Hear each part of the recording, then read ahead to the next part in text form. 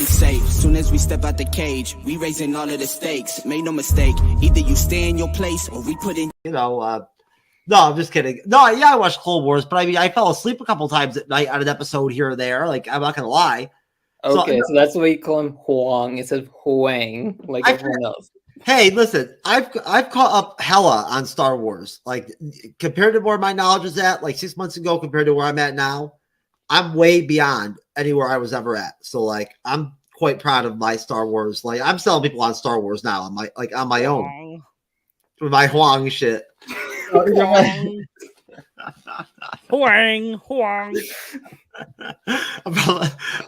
I'm probably gonna get like a strike from YouTube for like a racial slur now or some shit like that. Check. Yeah. Huang. All right. So how do I pronounce it again, Jasmine? Is it? Am I sounding it? Is it Juan? Does the Android have a nickname? Like, it could be easy for us to say it.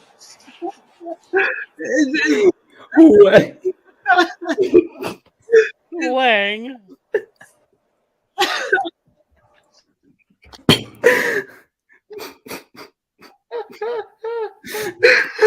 Oh my god! I'm sorry. Oh, my bad, folks. Oh my god! Even I fell the fuck out there for a minute. Fuck you, Steve from Bumble. Fuck you. That's right, people. Fuck you, Steve from Bumble. Fuck you. Anyway, welcome to the Bleeding Edge, folks, out there in the great streaming lands. Welcome. If you're watching us from Twitch, you're watching us from Facebook, X, Instagram, wherever you're watching from. Thank you for watching us. OnlyFans.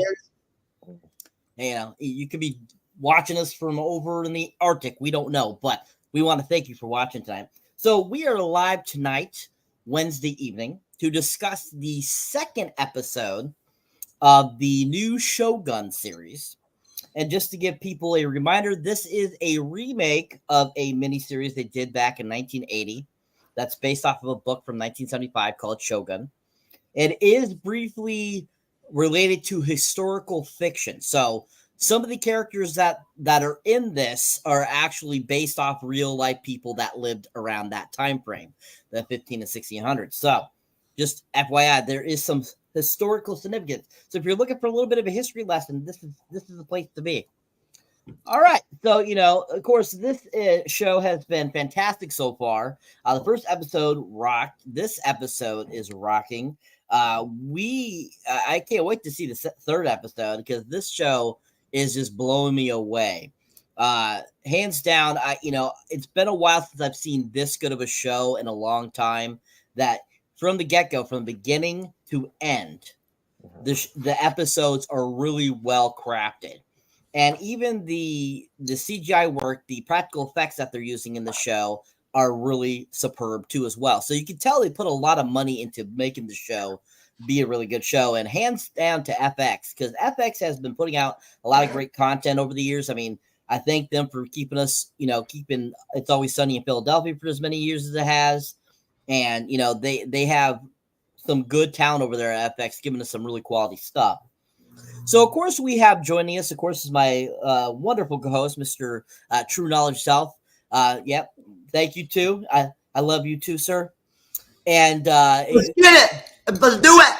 He's ready to do it, folks, as he has mentioned there. And then we also have us joining us from the Entertainment District podcast, Mr. Vic. Welcome, Vic. How are you doing? I'm great. Ready to talk about a great show. Welcome. Happy to be back.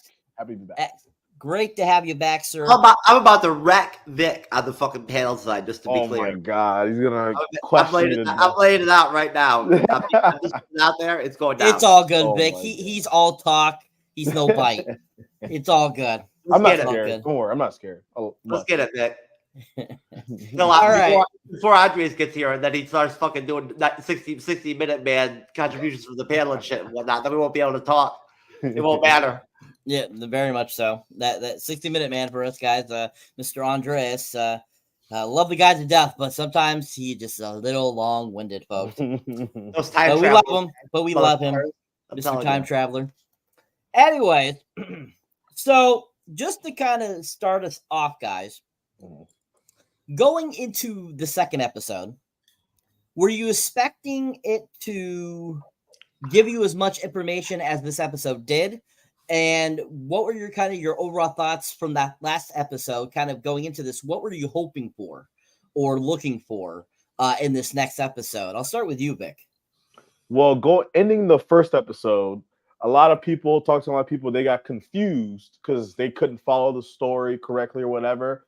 I didn't have too much of an issue with it, but definitely going to episode 2, I wanted to say, hey, these are the players. This is what really going on, and explain to me what the issue is, not only amongst Turaga, I was saying his name, but the main guy and all the other members of the council. Turaga, right? Turaga. Yep. Yeah, and all the members of the council, because it can't just be all of them against him the whole time, which they definitely got into it later, what's really going on behind the scenes, more in depth with the whole Catholic and Christian thing. Because watching the show, I didn't know Catholics were even in Japan like that. That's all news to me. So it's kind of a history lesson at the same time. So just more detail with the story, because early on it gets compared to being the Japanese Game of Thrones, and that's what I'm trying to see. So is that what people are saying? Well, they're hyping it up to the aspect from what I hear. Yes. Oh, okay, I didn't know. I agree. I totally could see that. I mean, this feels like those first 5 seasons of Games of Thrones, how fantastic those first 5 seasons were. I've only seen the first 3, unfortunately. I still haven't finished Game of Thrones, but those first 3 I've watched were epic. And compared to what that House of the Dragon they put out last year, I was like, what the hell am I watching? This is not Game of Thrones. I'm sorry. This is not Game of Thrones. And so I was happy to see something back to that kind of caliber level as those first seasons of Game of Thrones. And I feel Shogun has that same feeling for me. So I'm glad you brought that up, Vic. House of the Dragon Cyber is a totally different story. There's just a lot less battle and war and conflict and whatnot and everything in that story, right? There's not as much action. Even though they have the dragons, there really isn't.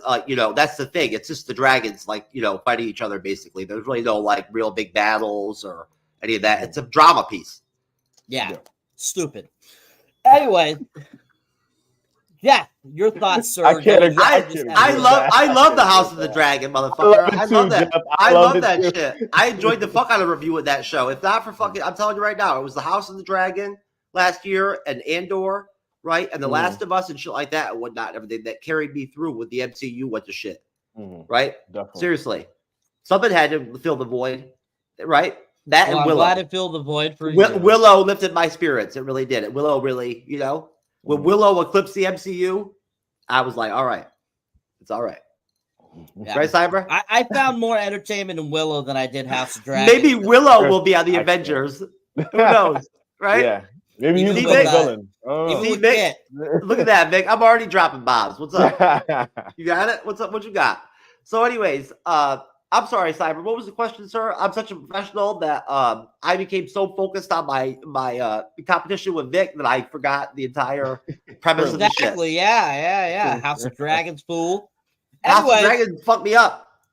Anyway, I asked you, I said, going into this episode from the first episode, what were your overall expectations of the second episode? Something similar to what we got, but without the flashback sequence in the intro. I didn't expect that at all. That really shocked me. I thought that was a big thing, a big change up, right? It didn't really occur to me based off the theme of episode 1 and whatnot, and at the end of it, how I felt off of it. I didn't get anything hitting my radar where I was like, oh, we're going to get flashback shit in this series, right? I didn't see where that would be necessary logically, really, in all honesty. But I didn't think about the fact that maybe, of course we just had 5 years before we had the death of the leader, right? So that was a great opening sequence, right? Honestly, that was so well done. I know we're going to get into it in a minute, but I just want to point that out. There's flashbacks, then there's really, really good flashbacks that have an impact. Right. And to start off with a flashback, you're setting the tone for the episode right there. Right. So everything for the rest of the episode bounces off that extended intro like that. That's all flashback. If you don't kill that shit, right? Seriously, and then make it work after off that, well, then it's it's not going to work. They was perfect, right? The way that they started off the episode. So in terms of the actual moves strategically and whatnot and everything, and how things worked out with Blackthorn and Lord Toranaga and all that and whatnot, I sort of had the idea or the concept, sort of at this point with where my knowledge is at, just off the first episode, that things would kind of flush out to where they're at. That Toranaga saw Blackthorn as something valuable in some way. He really wasn't sure why, right? But in this position, with him being cornered on the Council of Regents, right, 4 against 1, almost being impeached. He's not desperate, but if he sees a wild card or something to grab on, he's going to seize it. He's known for being a strategy guy, like whatnot. So I'd say that the episode overall exceeded my expectations for what I thought we'd get. Okay. All right. So we've mentioned the beginning of the episode a few times now.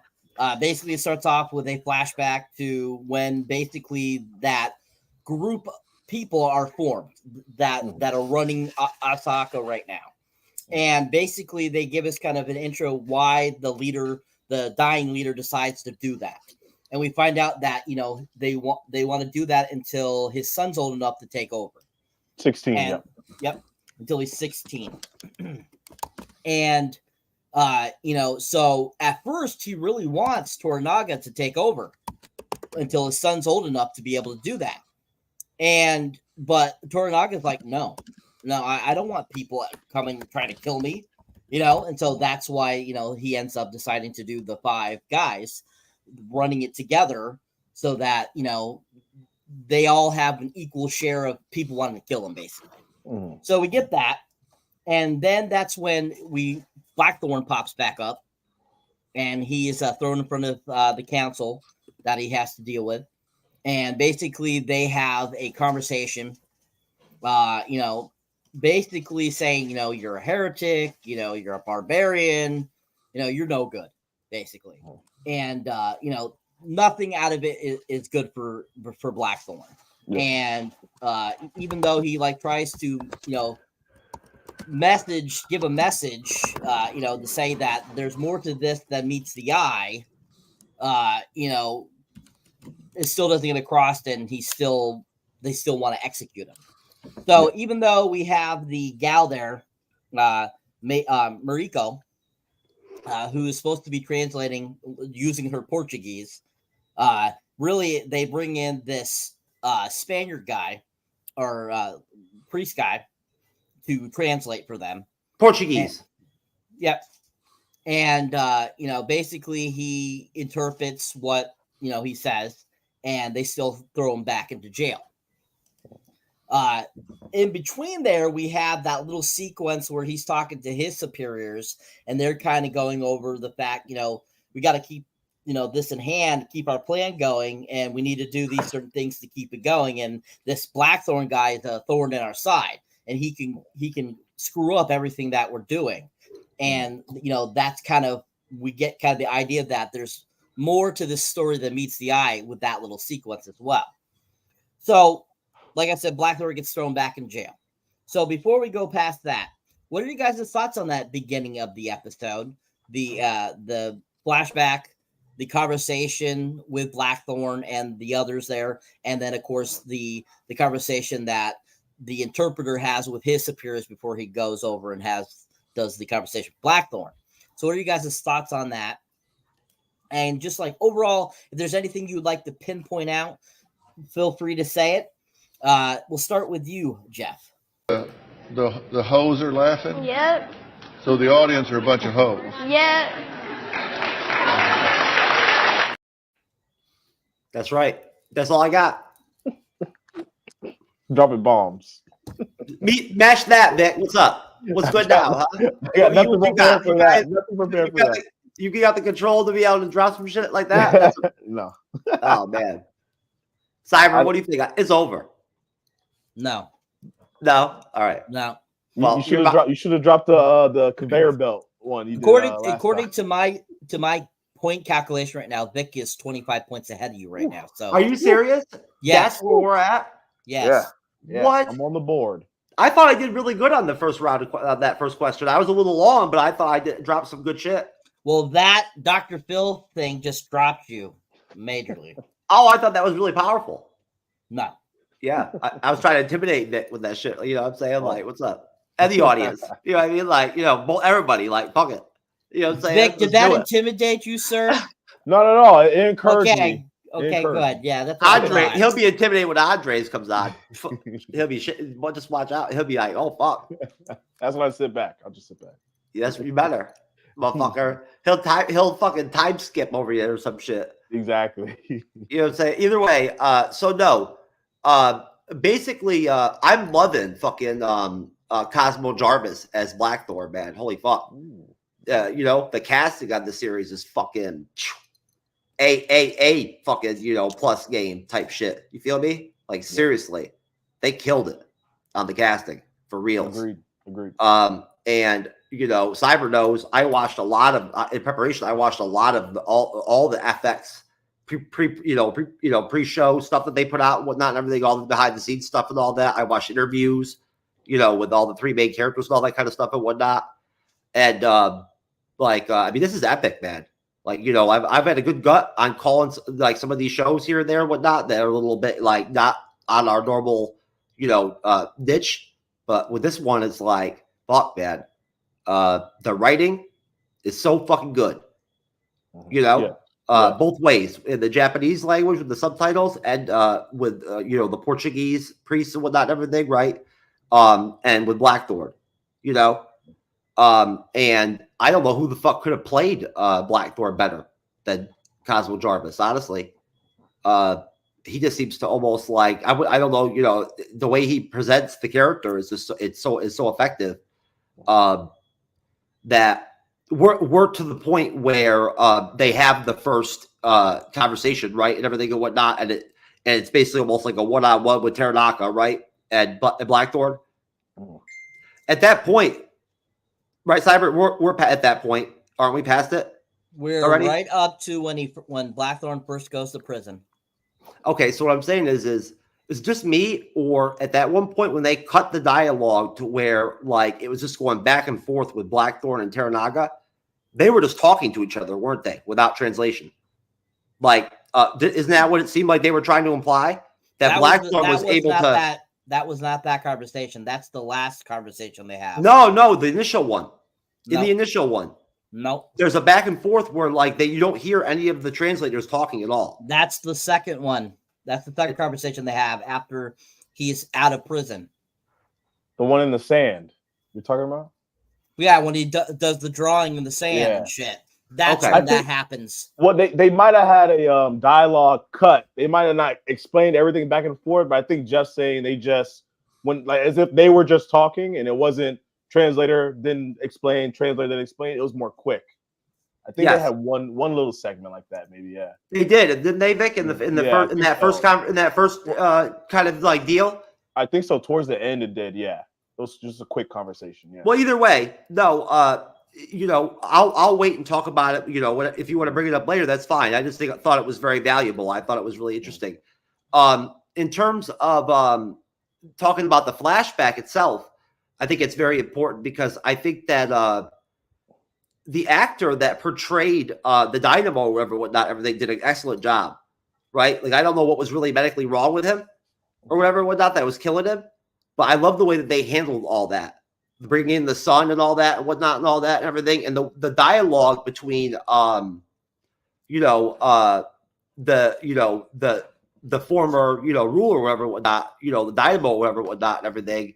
And Sonata, right? Yoshi Toranaga, hiroyuki, Sonata is the actor. That dialogue between him and, the Dynamo was powerful. I thought, it really it was like a game changer almost. I really just did not see it coming.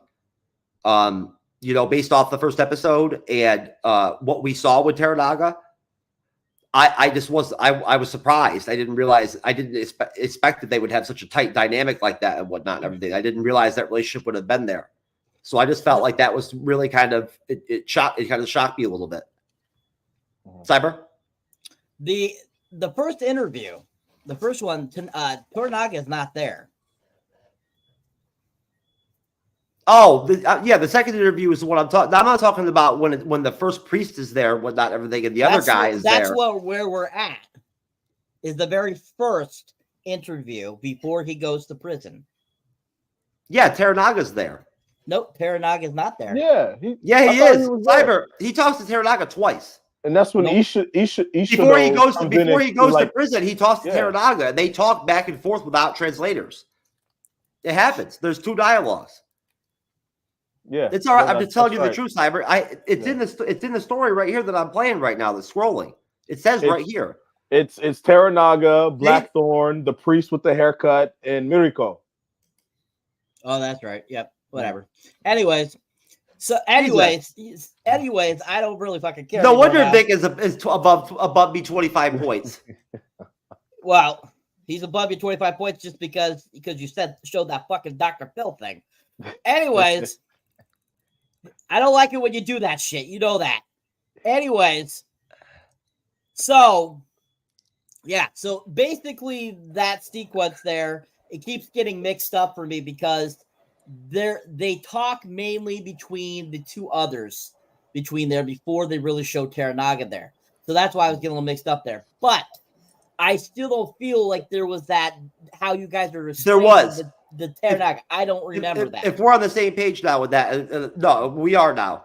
Let me just say that the point I wanted to make was just like, and then I'll let Andres jump in or whatever, Vic and all that. I just wanted to say that dialogue was really cool because I'm telling you, the way that it was presented was that they were speaking directly without translation, right? Vic and I are on the same page with this and whatnot, everything. This is how it went down. And it was really interesting because it just shows the capability and whatnot and everything and why Teranaga sees this value in this man, right? Like, you know what I'm saying? Like, they talk directly. And, like, just by the time he's already been there, Blackthorn figures out, he's able to tell by Teranaga's direct way of speech, right? What he's fucking implying by what he's saying to him and responding to him directly. They have a direct dialogue where they go back probably, 6 or 7 exchanges of dialogue. Then he goes to prison for his own benefit. And that's all I'm going to say, sir. I'm bowing out. Good. Vic, your thoughts, sir. Fuck you, Andres. Welcome, Andres. Welcome. Thank you. So I'm taking my anger on Cyber on you, bitch. Fuck you. Oh, really? Okay. I see that. The flashback scene, right? So one thing I like about it, you don't expect it because we ended on a cliffhanger. You expect to come right back to it. So I love that. That's all director writing, however they want to do it. And the scene between the dialogue between the Dynamo and Teranaga felt very genuine. I do like that. And the way I read it is, even though he asked Teranaga, do you want to be the leader? I think that was just one last satisfactory test for him because it seemed like he had the council idea already written up. It's as if he knew Teranaga was going to turn it down because of the man he is. And then the way it's shot, right? When everyone left the room and it was just Teranaga, you don't expect everyone to be sitting outside. So you kind of felt that while watching it. Like, this guy is very important to everyone, but it's just the way they look at Teranaga as he's exiting, just bad blood. Without saying it, you see it 100%. The dialogue between Blackthorn and Teranaga, it was good. It was well played, well written, everything like that. It definitely had you on your toes. Like, do I trust this? Are they priests? Is he a priest? The guy with the dome cut? What is he? Yeah, he's a priest. Can you trust the priest or not? Is he really genuine? And they're just trying to play with you on that end. But it's beautifully written. I'm captivated the entire time. The story interests me. I like Japanese stuff. So They didn't start molesting children until many years later. Nick, I promise. then we're good. Then we're good. And at that episode? Oh, we didn't get there yet. Let me hold off. That's pretty much it. I just like the whole cinematography, the dialogue, no issues there, and they tell the story super well. Excellent. Thank you, sir. All right, Andres, we are talking about the beginning of the episode, the flashback, and then the first interview that Blackthorn does with the kind of the council there, where, Teranaga's there, Mirako is there. They have that Jesuit priest come in, and then that little scene where the Jesuit priest is talking with his fellow companions about keeping the situation going with them. And then right up to when Blackthorn goes to prison. What's your thoughts? Yeah, so very good. Well, first off, hello everyone. I'm sorry I didn't make it for the first episode. I was very busy. I have a job now. You're always fucking busy these days, man. Yeah. I don't want to hear any fucking excuses. Oh my god. Well, I have excuses for real now. Anyway, yeah. Nobody cares. Late for shows now and everything and all this shit. Oh please, I was even late for one show. Always made it on time at least a couple of shows. Vic's always on time. I am. He's new to us. He's eager to contribute on the panel, motherfucker. Wow. Well, okay. Well, I can't believe this. You better bring your AA game, baby, because Vic ain't playing. Well, that's okay. Andres is negative 100 points right now. I was going to say, he gets second place. He just gets an automatic deduction right from jump, right? Yep. Wow. Yep. Well, we're in Hogwarts now. I have points now. Oh my god. Yep. That's right. We're gonna start rating gonna start rating everybody on the panel. Yeah. And we're gonna do like a little rating thing at the end of the show. It's like Family Feud, Andres. The points don't matter. Yeah. We'll rate each other. We'll do it'll be that'd be great. All right. Anyway, so first episode, great introduction to the world and everything. Episode 2, love it. I think the flash. Oh my god. As always, Jeff. Anyway, the flashback, very good. I think it showed like a very good character development for this character, Technology. What? How do you say his name? The main lead. Technica. Yeah. He's a great, interesting character. I really love him. I mean, he's from John Wick Chapter 4, the Wolverine. Or if you ever seen his other film, The Twilight Samurai, I highly recommend that movie. It's also good. I didn't know the word Shogun until the show, and I was just reading up a little bit today about it. That's like a very high-ranking title. So the fact that he doesn't want to take it, as we heard this episode and last episode, and episode 1, that he doesn't want to really take this title, and yeah, I think that flashback was really necessary to understand who he is as a leader or such of this empire. And then from jumping to the present day, I thought that everything was just. I mean, first up, the Blackthorn character is very intriguing. I mean, he's trying to stay alive, which is funny. I feel so bad for him. I mean, not that bad for him, but he's going through the ruiners, right? And trying to convince everyone that he's not part of this, other side of the Catholic, Portugal people, right? It's very difficult, because the other side knows more of the information because the book he had prior to landing to Japan, and so that was really intriguing. I didn't expect that would be part of the plot, which was great, and. So I was very intrigued about what they're going to do. And now what happened with the episode towards the end, it was like, okay, he's seriously in danger. I mean, first up, the American priest was very intriguing. The fact that he needs to be careful what to say with them, because I mean, Japan is very strict and very right, they care about respect, and and so he had to be careful, lying to them about what this Blackthorn is really about, in his presence. Andres, you probably you've been in the Shogun universe before at some point during your time traveling, I'd imagine, right? Well, It's a long story. I mean, it makes sense you'd be able to go like forward in time and back. I mean, my twin brother went to Shogun, not me. I went from the 1960s Japan. Oh, your anyway. twin brother now. Okay. Now he's got a twin brother. He's the real Andres. Let's be honest. So your twin brother's the one that goes back in time, and you only go forward. Was that some kind of birth defect or some shit? No. It's not like yeah, right. No. First off, were you like enjoying crack babies or some shit? No. You know how in Loki there's the branches, right? So I'm moving forward to the branches, protecting it, and then my twin brother. Yes. That's listen. Is good. I'm moving forward in the branches to keep it safe, and then my twin brother moves backwards in the branches of time to protect it. You're hanging out in the branches and shit like a monkey? Okay. Now, guys, this has nothing to do with Shogun, so. Anyway, let me get back to it. I don't fucking understand that. What the fuck? Hey, anyway, I can give you a map. Anyway, so Blackthorn is just trying to survive and he's trying to convince them, that he's not part of the Portugal and all that.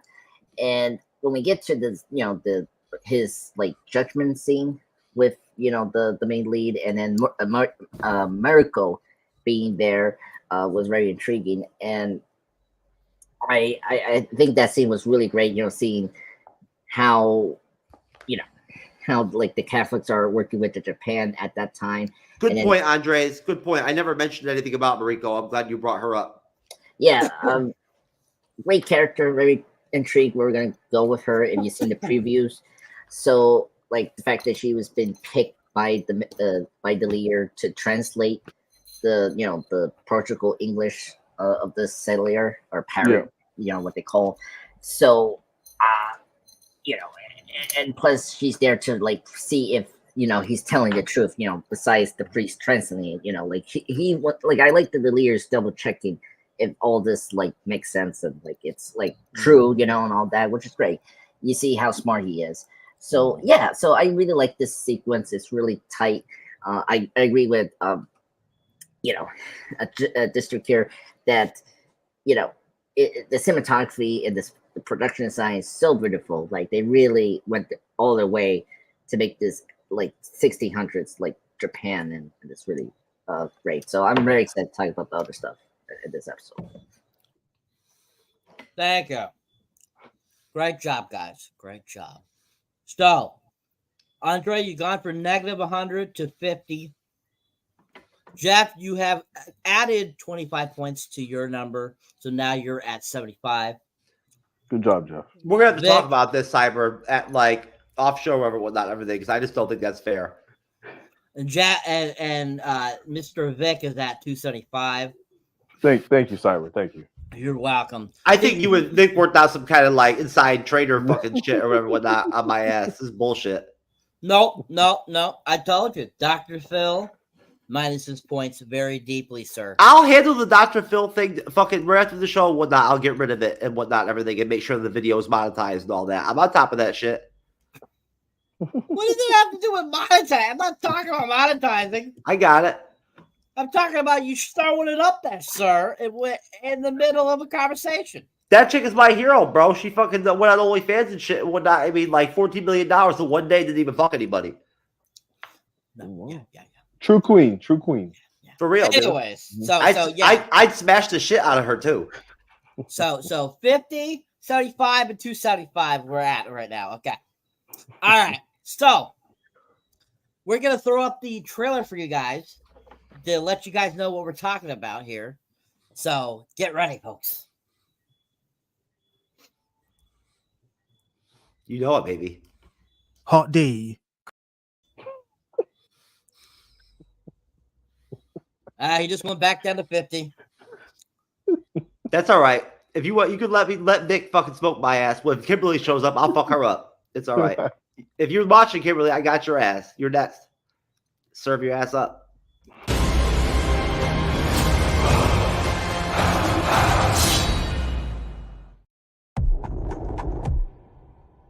Do not be fooled by our politeness. Our bows are maze of rituals. Death is in our air. And sea and earth. Just remember. We live and we die.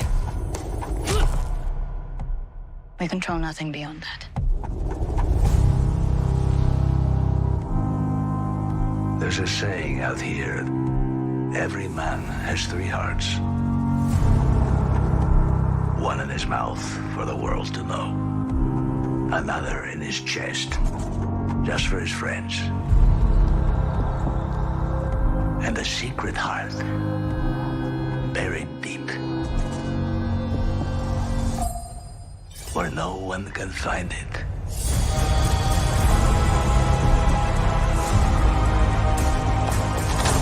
What kind of man wields power in a land like this? The one with the open, or the one you never see? When I die here, likely.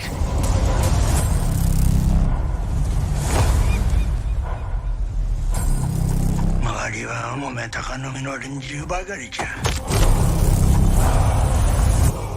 War is coming.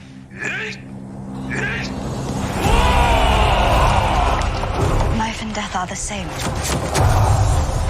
Both can have value and purpose. This is not where we die. We should be corpses, I know. But here we are. My life is mine and yours is yours. If you can't see that, you'll never be free of this prison. It is you who is imprisoned. Freedom is all you ever live for. 己の務めを果たす覚悟はできておるか。覚悟はできておりまする。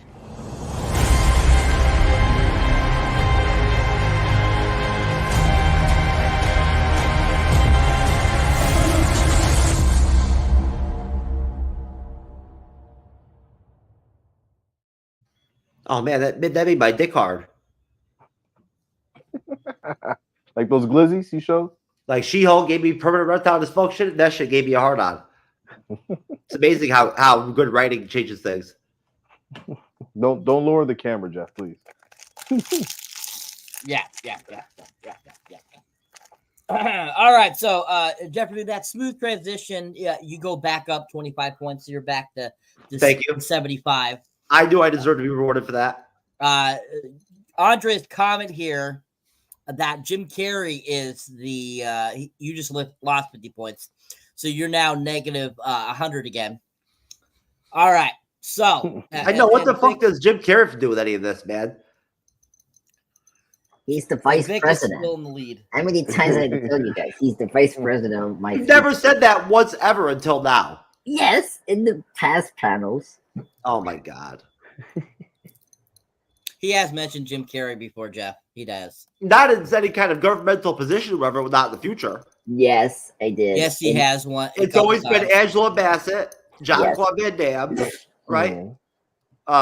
You know, Mel Gibson. No. No, he never mentioned Mel Gibson. No. Mel Gibson. What? Alicia Keys. Mel Gibson would be my Secretary of Defense. Yeah. Can you imagine if we could get Joe Biden on the panel for a show? That shit would be dope as fuck, bro. You'll fall asleep. Live. I don't see no children. Anyway, we'd be reviewing Miss Marvel with his ass and shit and whatnot and everything and all that, and he'd be like, "Ooh, that girl's cute." Oh my all god. right. Buy-in. Excellent, guys. All right, folks, there was the trailer for you to kind of get you an idea of what we're talking about here, the great Shogun series. All right, so where we left off, so after Blackthorn gets thrown into prison, basically he gets introduced to a new character who's in the prison with him, and basically they kind of have a combo, and he kind of fills Blackthorn a little bit in on some things. After they cut from them, that's when we go back to Mariko. She is having lunch or dinner with her child, and the husband comes in, who happens to be a part of the army, if you would like to call it that. And he's like, he kind of throws crap at her for laughing like a schoolgirl with their son. And they're eating, and all of a sudden another general guy pops up, and he says, "Oh, would you like some food?" And he's like, "No, we have a meeting to go to." And the guy starts to get up. He's like, and the guy's like, "No, Mariko." And so and she ends up going to another meeting with Toranaga, and they have that one general guy there and a few other people. And, they basically start having a conversation, and basically we end up finding out, that Toranaga is using Blackthorn to keep himself in power. Basically, he's using him as a pawn to help him to keep them divided so that they can't oust him out. And basically, Mariko is the one that tells him that that's his plan, because she has figured it out. And so, no. Oh, Jesus. Shut up. Anyway. What's wrong, Cyber? Those chicks you keep in the fucking that hole in the basement or whatnot, screaming too loud tonight or some shit? No. The computer wants to do an update, and it's yelling at me. Anyways, so tell Cyber's wife I gave the best. I gave her the best. Okay, I will. And they said okay, well they will. Anyways, so like I said, she basically explains that, and we go back to the prison again, and Blackthorn's having a longer conversation with the prisoner guy that he's talking to, the older gentleman that's in there illegally as well. And basically, he's like telling him what's going on, basically, kind of. And why do you guys call him illegal? Why can't you call him undocumented? Because he's not undocumented there. Back in the 1500s, he is there illegally, not by his own will. So these undocumented illegals, that we've been talking about today, is a big difference. Anyways, so basically, the old guy is, telling him there's really nothing we can do. We're stuck here until they execute us, basically. And basically, the old man says something, and a light bulb goes on into Blackthorn's head. Like, what if I talk to this particular person? Maybe they can help me get out of this. And so he's like, I'm not sure about this. Like, well, let's try anyway. So basically, they end the conversation like that. So before we move on past that, what are your guys' thoughts on this portion of the film? What did you think about the secret meeting with Mariko? What did you think about Blackthorn's conversation with this gentleman, and kind of him learning more about things, and where he's being held captive? What did you think about the execution of that guy that gets pulled out and chopped his head off? And just kind of your overall thoughts on that section of the episode. Let's start with you, Andres. Yeah, I mean. Oh shit! Now I already know I'm gonna have to constrain my time. Oh yeah. You're not 60-minute man like me. Anyway, 60 minutes. Here we go. So this sequence is very important, because when you have a show like this that has very critical, backstabbing, plots, it's gonna be convoluted and very confusing. So this sequence is very important to understand the politics around Japan, all these characters, agenda and all that. So you see both sides, but in different perspective. So you see in the, Miracle and, our main lead's plan of how, to kind of not getting impeachment, as we know from the first two episodes. So he's trying to use the Blackthorn to like I don't know like to split up some of the like Christian like beliefs of someone. So very intriguing, and so good plan from that character, and so that was really like a intriguing plan to stop the impeachment, right? And then Blackthorn is learning how the other high power generals and those people that want to impeach our main protagonist, they want to like get rid of him and then probably get a new set of power, and like how they are very Christian belief, like because of the protocol have worked with them closely, and as we see later in the episode that we see one of the other priests talking to the other general, and like that was really intriguing to see that. So yeah, I think this sequence is very important to learn about the political side of the Japan and their agendas, and it was so engrossing, and plus we got good humor. I mean, I don't know if that was the wife, like I mean maybe the mistress or wife, I don't know what we want to call her, but like she was so funny, telling her like, oh, you're gonna have to make me bowl and I had to be like a nun. That was so funny. I just laughed so hard with that. That was so cute and funny. And and I felt so bad with Miracle's husband.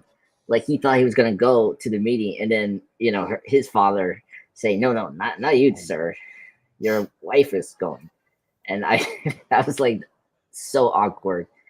And it was just so funny, with the husband. So but yeah, so I really enjoyed this. The priest. I don't know, you recognize the priest? He's actually the main villain from Fast 5. When I saw him, I was like, oh, it's that guy. He, if you've seen Fast 5, he's the main villain that later. That's Jason Momoa's dad? Yeah, Dante. Okay. Yeah, he's the priest there, which was cool to see. And then speaking of other actors, I don't want to go far, but like the Spanish Percy guy from the first episode, he's the other actor. He's in the Dark Knight and Dark Knight Rises. He's like the mayor of Gotham City. So that was cool to see him in this show. But yeah, if he's that guy. But anyway, but yeah, so I really like the sequence. Like you understand what's really going on politically and where everyone's agenda is at this point in the show, because it's very important moving forward. Excellent. Same question, Mr. Vic. So the opening scene, well, not the opening scene, the scene with the Teranaga with his wife and the pirate meeting and everything, it was cool, a little genuine family talk. It felt another side other than the seriousness of him. It's more family oriented, so it does definitely show a different perspective on that part. With Miriko, when she sat down with her son, they were talking, and then as soon as the husband walked in, my mind went straight, oh, she gets beat, domestic violence, and I'm shocked we didn't see that. I thought he was gonna slap her across the face or something crazy, but maybe because this is FX, we're not gonna get that. Because there's another moment later, I thought we're gonna get that again, and we didn't. And then it was weird just seeing all the jealousy he had, because they didn't explain why is he so mad she's sitting with him, but I guess they wanted it to be him rather than her, more of a warrior aspect. Blackthorn talking to the religious guy in the cell. The dialogue was good. The two things that stood out to me the most, I would say, it was, of course, the Moscow talk.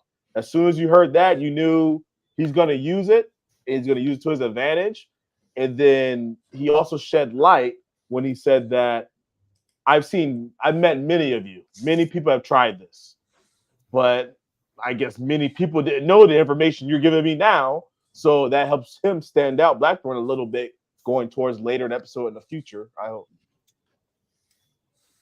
Excellent. Jeff, same question, sir. Your thoughts on that portion of the show?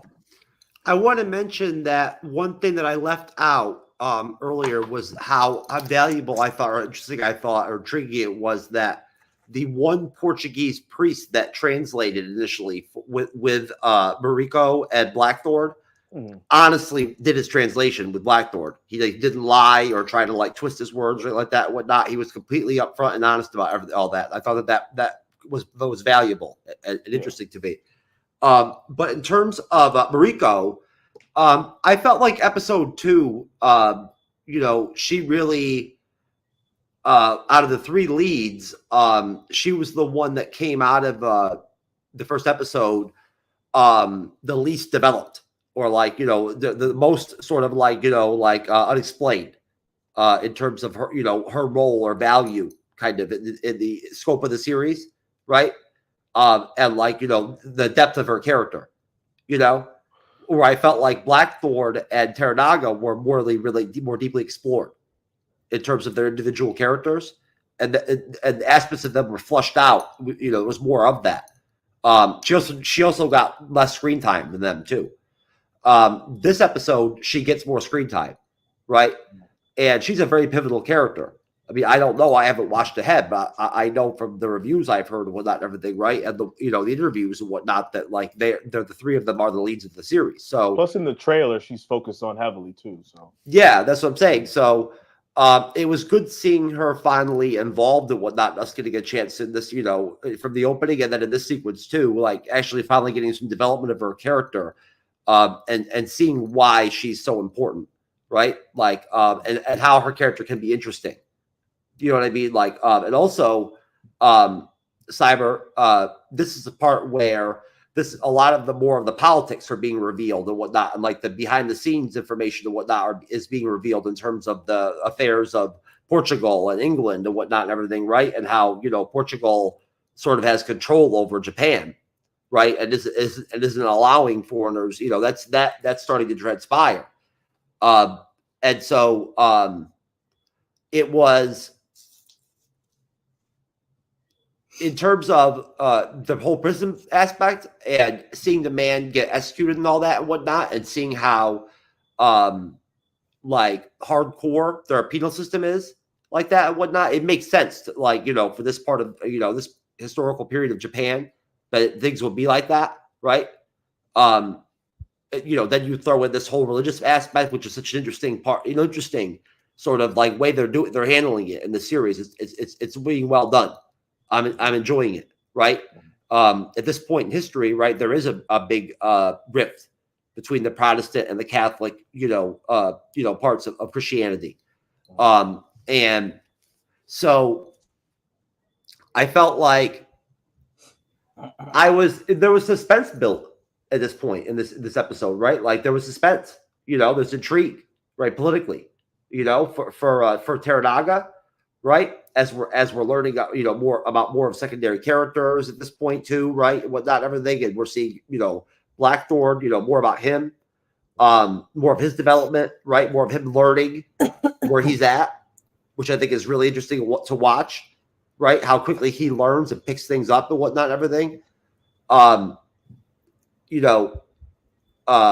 Basically, I guess the last thing I'd probably say would just be that I find the whole the religious angle really interesting. I do. I think it's very, especially with Lady Mariko, it's really pivotal with her character. This conflict, which is already being presented at this point, that she's already having real reasons to question her faith, right? And the church that she's dedicated to. So it's just so interesting that she's in a spot as a character where she is able to actually understand Blackthorn, right? And she just happens to be that one individual that is Protestant, and can sway her. And that just shows you again his value. He has this charisma about him, almost like my swagger, but not quite as much. Well, Cyber will have to, judge it. We'll see. Swagger. You see what I can do with this T-shirt on, baby. What's up? I will give you 50 points for that swagger, sir. You are now at 125.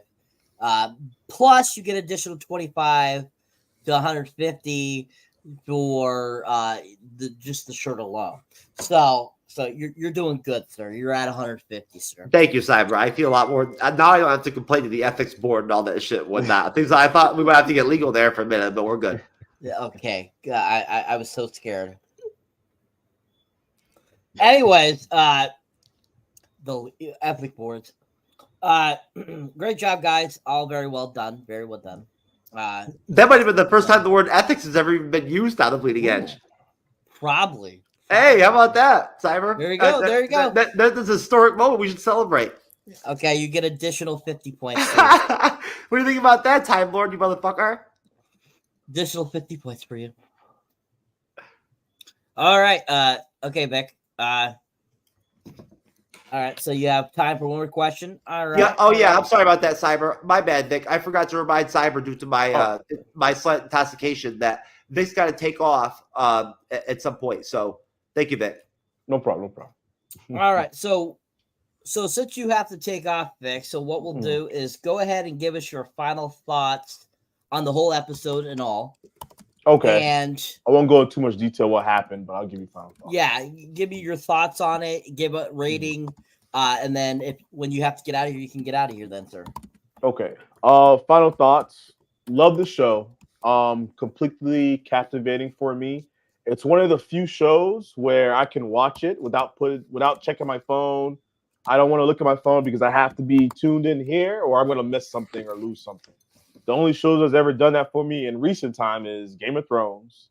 What's it called with Heisenberg? Breaking Bad. Cage Heat. Yep. And Dexter. That's it. Those three up. When I can remember those. The acting, phenomenal so far. The two actors, Ishido, I think his name is, and Miriko. They're in Monarch of Monsters series. And their acting in this is way better than what we saw in there. Even though Ishido acting was great, this is just next level. They felt more comfortable in this. And the pacing in the show is great. I have no complaints. Quick question. Did any of you watch the previous series back in the day at all? I saw the original series, the original middle series in 1980. Is the pacing similar, you would say, how far as we're going? No, very different. No. Very different. No. Are you familiar with any TV shows from the 1980s? Yeah, but not Japanese or anything like that. Well, this is not Japanese at all. It's very Americanized. Yeah, the show that they made back in the 1980s, it was a made-for-TV miniseries that was like 2 total episodes. Yeah. And Richard Chamberlain plays Blackthorn in it.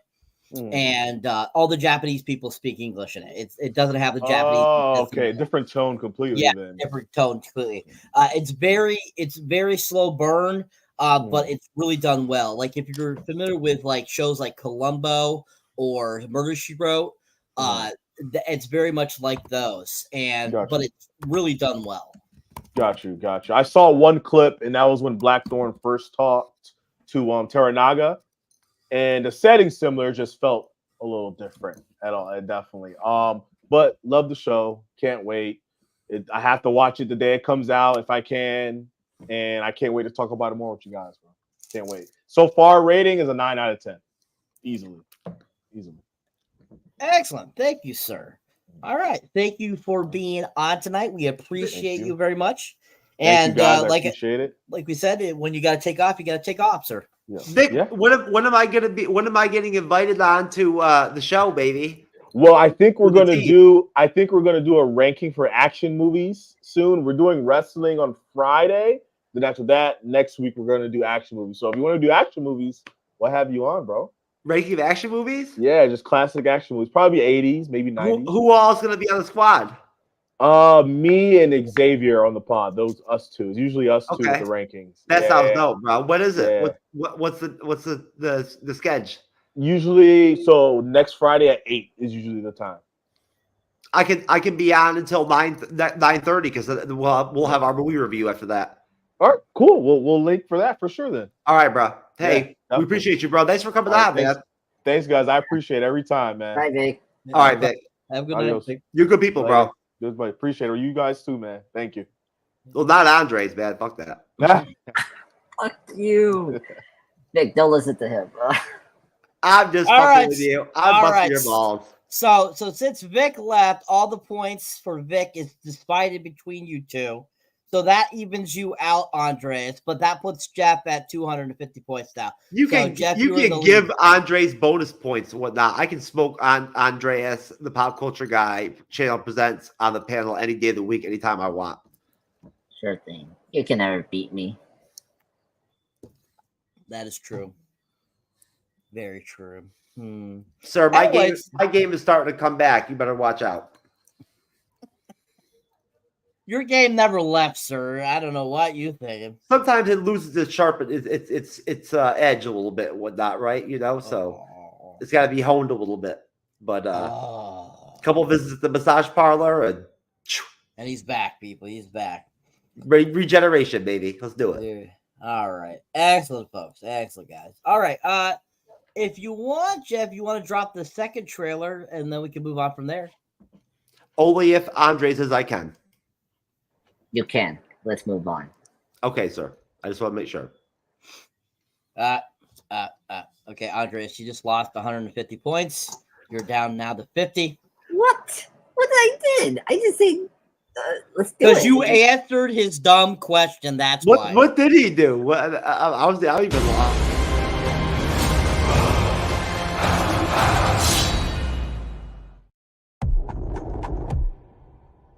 Do not be fooled by our politeness.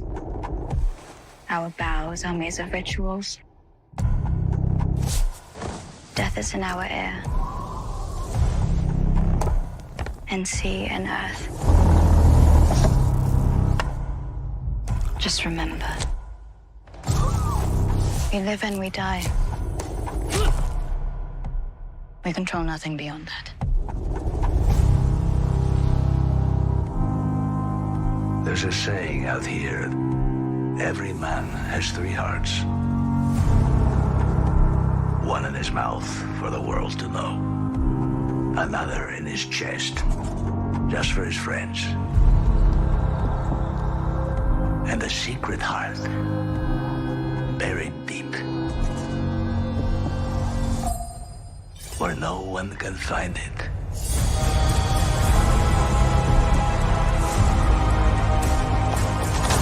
What kind of man wields power in a land like this? The one with the open or the one you never see? Will I die here? Likely.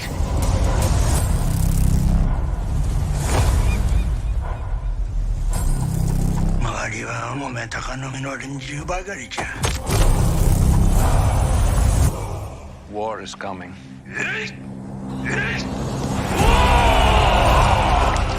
Life and death are the same. Both can have value and purpose.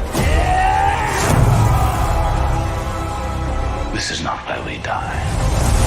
We should be corpses, I know. But here we are. My life is mine and yours is yours. If you can't see that, you'll never be free of this prison. It is you who is imprisoned. Freedom is all you ever live for. 己の務めを果たす覚悟はできておるか。覚悟はできておりまする。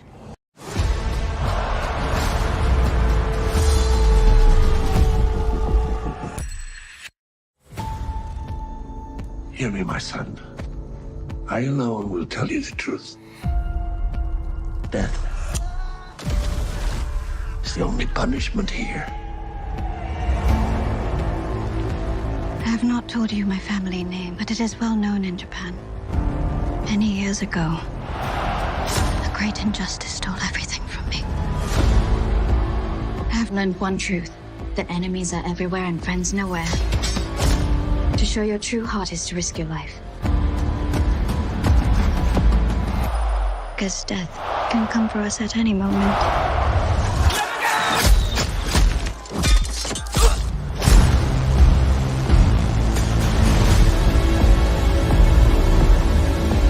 These are dire times. 日の本は戦乱の世に立ち返るわけ。Doomed lovers, cursed kings. These people are godless savages. Or maybe they just don't give a shit what you think. 時は来た!おごり高ぶった逆賊から日の本を守らねばならん。もはや戦議は終わったと思ってよいのじゃな。動けない。その後己の敵の正体が分かっておらぬのじゃ。 You cannot play their games. That's how they dominate. A title revered through the ages. Shogun.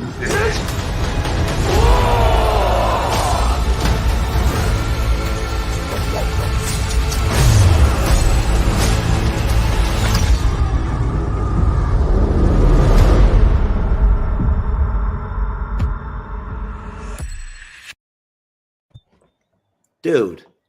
Excellent. Excellent, folks. Great. We got great trailer watches there. We got to see the other one for another time. And, then we got to see the final trailer, which is awesome. So I'm giving Jeff 100 points for that awesomeness of giving us all that wonderfulness. That's great, Simon. You know what? To be rewarded for fucking up is always awesome. Excuse me, Blackface. What are you doing? He's crying. He can't handle it. Yeah, no crying. He can't compete with TrueKnowledge, so he's like, fuck it. No crying in baseball here, sir. He probably decided to go full blackface on our ass. He did. So the prize for tonight, whoever has the most points gets a weekend vacation with White Vision's penis. Oh, no. Never What? mind. That doesn't sound like a good fucking vacation or whatnot. Everything. Jesus Christ. That's the point. Anyways, White Vision's penis belongs to White Vision, or to be like hit, or to be like found, hidden somewhere, or whatever, whatnot. Besides that, it has no real use or value to anybody else. I'm sure you can find some use, sir. Anyways, so yeah, that's the prize, people. That's your prize, people. Anyways, hey, Cyber, that trailer is fucking really good, man. That second trailer, holy fuck, the final trailer, really done well. Very well done. Very good. I think that it has a lot of what we're probably going to get towards the end of the series. I feel in that trailer. So the cinematography is outstanding. Very outstanding. Yes, most definitely. They really put some money into this shit. I can't wait to figure out how much the actual budget. They haven't released it yet, what the budget is, but what was on this. But yeah, you could tell they spent a pretty penny to make this show because it looks phenomenal. It looks expensive. Yeah, everything that you see in those trailers looks expensive to me. And you know all the details, Cyber. You already know that how all the time they put in working with the Japanese, people on the team and whatnot, and all that, and everything that, in terms of like making sure that all the costumes were historically accurate and all that and whatnot. They the best Japanese, silks and whatnot, all that shit to make them and all that. They had like 200 costume designers on set or some shit, Epic, man. Fucking epic trailer. Super epic, yeah, most definitely. All right, so basically, where we left off, the general guy that popped up at the Blackthorn's first interview, he ends up getting together. Ishido gets together with the other regents that are part of that club, as I like to call it, and basically they have a conversation with Shido saying that because of the barbarian's actions, he needs to be killed. That's what they tell him, like he needs to be killed. He needs to be executed for his crimes because of his he doesn't follow the Portuguese. And basically Ishido crosspoints saying, yeah, that's all good, but we need to figure out what's going on with Toranaga. We need to vote and get him out. That's really my prerogative, he says. And they're like, and so as he says that, all of a sudden we have this other person pop up who is disfigured in the face. He looks like a burn victim, basically, and says no. Blackthorn's got to die first before we can do that bow. And they kind of leave it at that. And so then after that, that's kind of when, you know, we actually go back to the prison and we have the Blackthorn coming up with the idea deal there. And then we go back again and we go back to Ishido, and he ends up having a conversation with Yabashigi. So they have this conversation. So, Cyber, if you don't mind me to say it real quick and whatnot, we haven't really mentioned him or talked about him at all. He's a great character. Which one? Yogashigi. Okay. Yabushigi. So yeah, he's a great character. He was phenomenal in the first episode. He's super awesome. I like that guy as an actor. I think he's a really good actor. I've seen him in other things, and he's really fun. And I think he's brought a great personality to Yabushigi in the show so far. And I think that like his take on everything and how he does the scene in the first episode where he's watching his wife play with the nephew, that chick, whatever. that girl, whatever they brought in, yeah, not everything. He's an interesting guy, right? Yeah, like you know, he's an interesting character, great secondary character. Yeah, great secondary character. So really fun. So him and Ishido have a conversation, and you know, basically the conversation, you know, is kind of like back and forth between the two of what they want, you know, what they need to do, and kind of what their plan is to try to get Toranaga out. And you know, basically Yashabiki, Yubashigi, he kind of suggests something, and the shooter at first is kind of like, I'm not sure, and then they kind of leave it where, okay, we kind of have an idea, let's do that. And you know, we get that kind of little combo there, which I think was really fun and a great kind of back and forth there between the two. So before we go past that, what are you guys' thoughts on that portion of the film? What do you think about you know, all that info we just kind of talked about, the combo, with the regents, the combo between Ishido and Uesigi, and kind of your thoughts kind of on that section of the episode and kind of how it moves forward the episode, and do you think it moves forward really well? Let's start with you, Jeff. I think all the political intrigue and all that and whatnot, everything along with the religious themes and whatnot, everything, it just brings a lot to the table, right? It's just it puts a lot in play, you know. It adds a lot of layers, right, to the storyline. You know, it really is very rich, you know, to take in, because you know it's being very well executed so far. You know, it really is. It's being, you know, really well done and presented in a very good form. If you're going to have episodes that are an hour and 10 minutes long and 57 minutes long and an hour long, right, then you need to like make you know, you have to have some quality shit to be throw out at people and whatnot, right? Or else what's the point?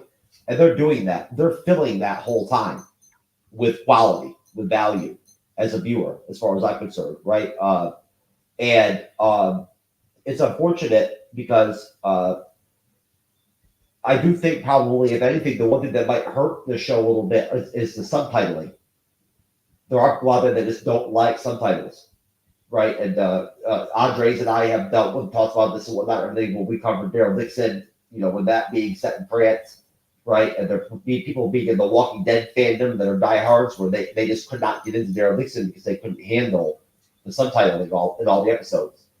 But overall, I love the political intrigue. I love the crossover between the religious angle, right, and the politics of the regions, right? It's interesting. And watching Toranaga weave his way strategically, politically, basically to save like his life, right, his own life and like his everything that he has, right, his whole empire and whatnot, because he, you know, fortunately, right, even though, like, you know, he's probably the best man out of all these motherfuckers. Certainly not that he is with that dude with leprosy. That motherfucker's ugly as fuck, right? Like, seriously. Like, you know, at the massage parlor, they would refuse to give him a happy ending. Essentially, that's how rough he's looking these days. So dude needs some medication. But either way, bottom line, no, the intrigue is thick, and then throwing Blackthorn into it, right? Just provides this, and then this whole really intriguing element, because you can see the at this point more and more this clear picture, distinct picture that there's more to this entire conflict than just the regions, right? It's the survival of Japan to some extent at this point already. You're realizing that like literally like that's where that things are at, right? And have we gotten as far as when we had the second conversation with Teranaga and Blackthorn? No. Okay. No. So I love how well casted all the secondary characters are. I love how well written and how like well done the dialogue is and whatnot with the writing in all these scenes that are building up towards sort of this final third of the episode, right? It's just even these characters that we know we're never going to see, like that guy in the prison, the priest guy or whatnot. We're not going to see him again, right? I doubt it. But he played his part, and contributed in the episode very, very highly, I thought. So again, there's more Lady Mariko in this part. I'm loving watching her character develop. This is at the point too where she's had that private conversation with the Portuguese priest that did the translation in the first conversation, and she's very astute, right? Like the priest says to her, "You've always had good instincts," right? And I don't know if you guys could, but I could read her body language that she felt distrust with the Portuguese priest during that conversation. Like it wasn't Blackthorn. Blackthorn already had sowed the seed. Now that priest she read him and did not like what she read from him, right? And so watching her as a character struggle with her devotion to her Catholic faith is interesting to me. That's it. I'll hand it over to Mr. 60-Minute Man, Time Lord, Time Cop, sir. Fat Lord. All right, excellent, sir. You get 3,000 points for that eloquent, very well done comment, sir. Andre, do you need a third title? I said Time Cop and Time Lord. That isn't good enough. Like, first you were Bishop, we were calling you Time Cop. Now I call you Time Cop and Time Lord. Are you a problem because I didn't say fucking Bat Lord too? Don't blame me. That was what is this fucking shit? Wilson Chill brought that up, and I like it. Bat Lord. That's amazing. Since when did Booze and Chill decide on this shit? Hey, he commented it, and he said Bat Lord. I was like, it rings cool. I like it. Okay, I see. So now all right. we have to address you with 3 titles now. I understand. All right, so Time Cop, your thoughts on that section, sir? Go with Cyber.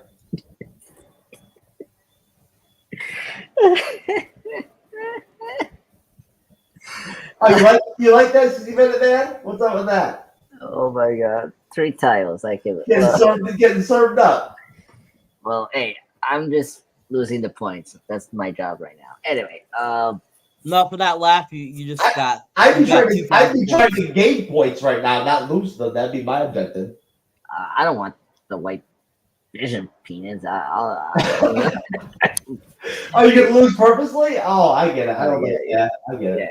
Yeah. So anyway, if he loses purposely, he wins. So he's using Teranaga strategic moves and shit. Oh yeah, trying to. Anyway, so this sequence was very exciting. It was very interesting to see these characters, beliefs, as Jeff said before, their worldview on Christianity, which is interesting, because remember back this time, this was the norm, that every like Spanish and Portuguese, England were trying to convert each of the land that they claim to like convert into, you know, the religion they were practicing, which is, something that, it's kind of ridiculous and, should never force that on other cultures, but whatever. It happened that time, unfortunately. And so, it's very intriguing with Japan, that they were heavily, Christianity on this. Can I get really? Okay. I mean, she was very Catholic. I mean, in Houston, so she's great. Oh, by the way, she's in my timeline too, so she survived. Anyway, she was my spiritual advisor. Oh yeah. My spiritual advisor was you brought up Alicia Keys. Alicia Keys is my spiritual advisor. Oh yeah, we have our meetings every Sundays in church. Anyway, well, if I was meeting with her, I'd meet her in that private confession room and shit and whatnot. But we wouldn't be on different sides of that cage and shit and whatnot. We'd be on one side, motherfucker. Yeah, that's true. Right, it happens. So yeah, like Jeff, point me from where we're going to stop because I just want to. We're going up to the point where Blackthorn draws the map and all that shit and whatnot. Everything we have that long segment and whatnot.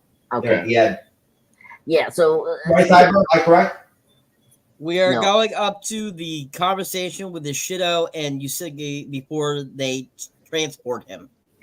Yeah. So speaking of the other generals and our leaders, they were very intriguing about their beliefs in Christianity. Their opinions. The regents. Yeah. The regents, right? The control of these parts of Japan, right? That they're running and how they should be running, right? And each one have very unique backstories that's kind of intriguing. The burn guy, I'm curious what's his story, like that guy had leprosy, bruh. I hope not, but really? I said he was looking rough.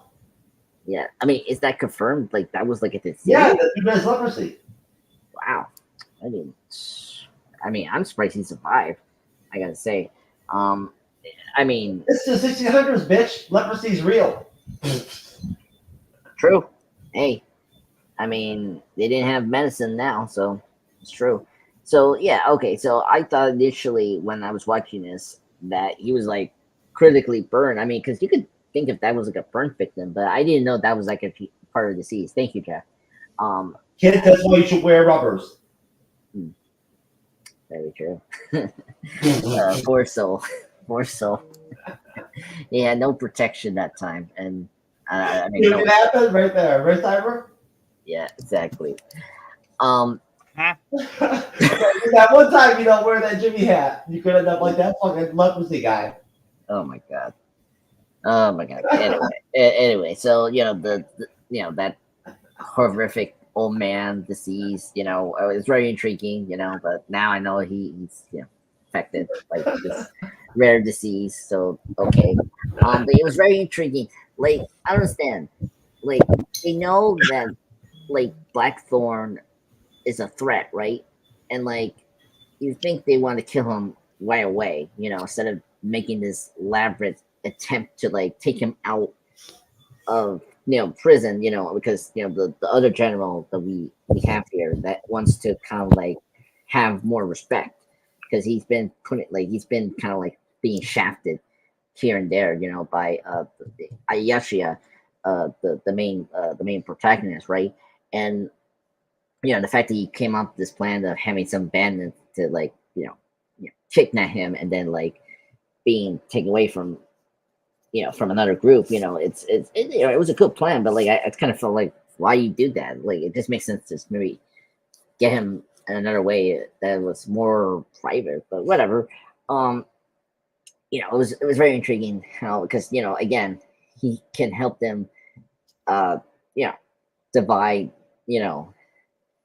how you say it, Yashia's like impeachment or like not finding out what's going on with the Christianity, because if he does, because we learned in this episode something we didn't bring up, that he doesn't like the Portugal and like the the Christian religion, as some of the characters have been telling us about his beliefs, right? And so that was very intriguing. And so the fact that I just think that's very intriguing that they were going to take that risk to like come out of prison because of that. I will say, like, help me out, Cyber. Like, is this general that conjured this plan of getting Blackthorn being rescued? Like, is he playing with the other side, or like he's like jumping back and forth with both sides, right? Because that plan. It's all for their own benefit. So benefits. Okay. we don't know 100% why he's doing it yet. We just know that in that conversation they had, that it's the better gain for themselves. Right. Okay, that makes sense. I mean, like as we seen last episode, like how when he went over to the village with his nephew, right? With the Blackthorn ship, right? He had this like plan of like, okay, let me bring the cannons, the weapon to Yashia, right? To like side with him, to benefit himself, right?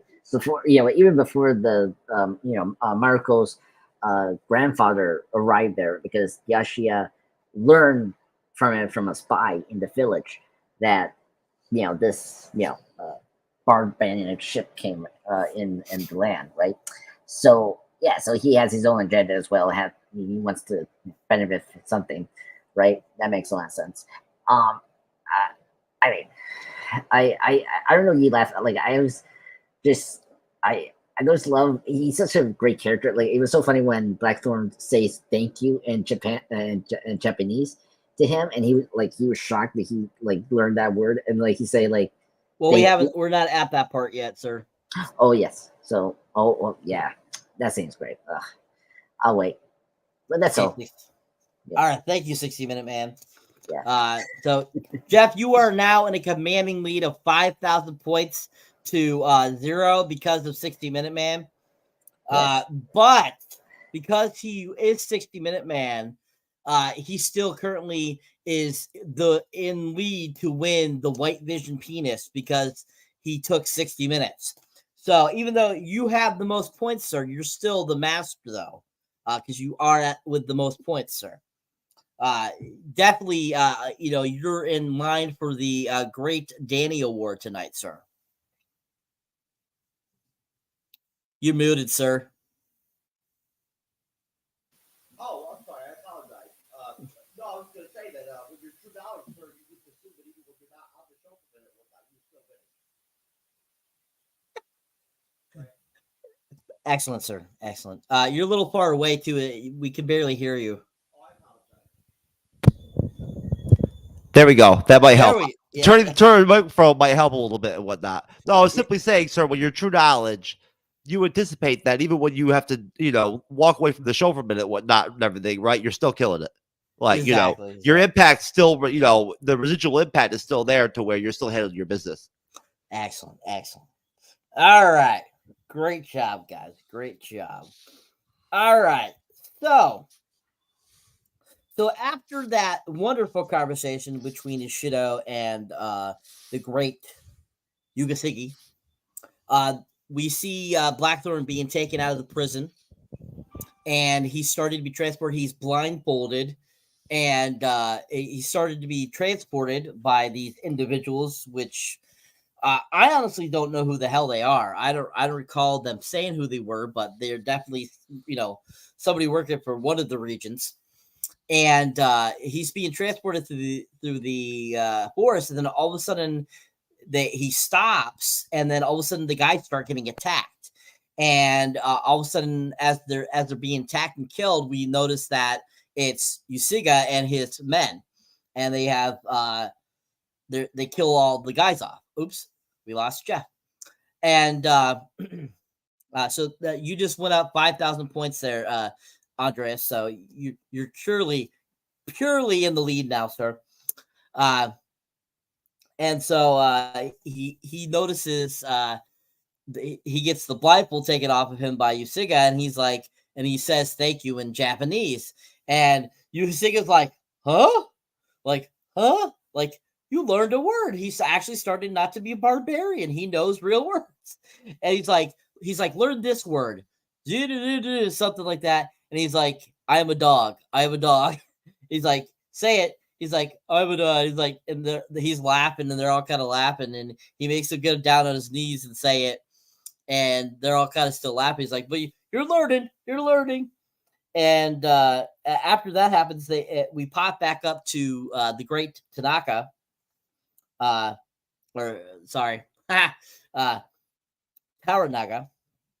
And Mariko and Yusiga's there. And Blackthorn's been brought in front of them. And he thanks them for, saving him. And then Toranaga starts to ask him questions and has Mariko translate. And so as they're going through, he's answered the questions and basically telling them his side of the story. And they ask them to draw him a map of what he knows of the world. And so he draws the map for him. And he starts to explain that there are these bases that the Jesuits are putting up that are trying to take over your guys' territory. And that we both have a same common enemy, and that I'm not the person who's your enemy, it's them who are your enemy. And so basically, they get through, they do their back and forth a little bit, asking questions like that, and Blackthorn keeps explaining and expressing these things and letting them know. And even Muriko starts to question some of the things Blackthorn's saying, and he's like, I swear on my life that I'm telling you the truth. And she starts to believe him. And we see in Kiranaga's face, you can see him with the answers being told to him. He's starting to see, like, the wheels are starting to turn his head. Like, I can believe this. I can see how things are changing with us and how these things could be true, and that I need to start looking into them. And so basically they end up, coming to a conclusion of that little get together. And Toranaga says, you can sleep in my quarters tonight, and I'll sleep in the other one. And so that night, all of a sudden he's trying to sleep, and all of a sudden somebody shows up, this woman assassin, starts killing people there, and is killing all these other women that are there and stuff like that. And everyone started to be alerted by this, and they all start to go to stop this assassin. And as she's making her way through and she's killing people, she goes into the room where she's supposed to kill the person that she was sent to kill. And Toranaga is hiding behind the door and slices her in the throat. And she's like still trying to kind of attack him. And that's when Blackthorn comes flying through and like starts to battle her a little bit. And he gets cut.